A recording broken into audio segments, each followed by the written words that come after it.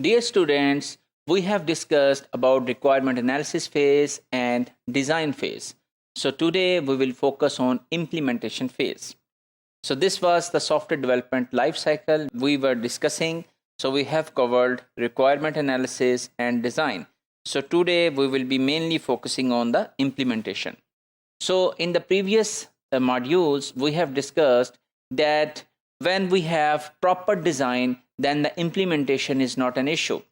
So in design document, if you have actually prepared a design document in very detail by explaining all of the things and rules and regulations and restrictions and all of these things, semantics and their documentation, so then building the implementation will not be a difficult task. So what is the goal of implementation? It is the actual real-time writing of programs and creation of data files and development of databases.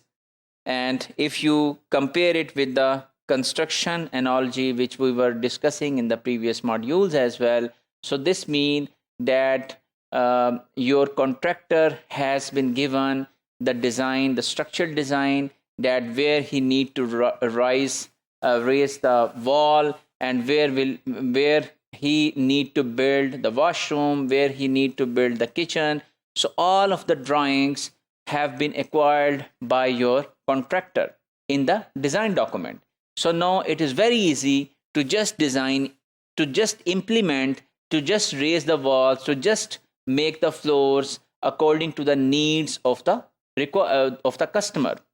So if the design is proper, this means that it is only now some of the work which is required in the implementation phase is just to fine tune some of the things according to the customer. So if he is liking some color, if he is liking some design pattern, if he is liking some specific, he want to implement things in a different order, in a different way. So those can be done as we are doing in the construction of buildings. So for example, the wall, the place of the wall has been decided, but when you raise the wall, so then the customer can tell the contractor that I need to paint this wall using this kind of technology.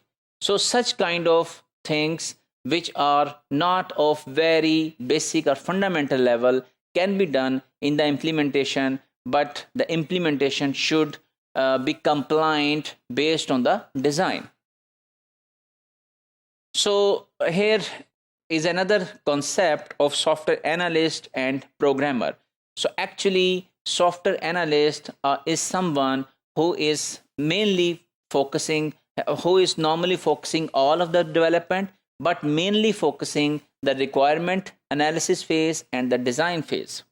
However, the programmer is mainly focusing on the development phase. But in computer science or in computer science community, there is no authority who is controlling all of such terminologies.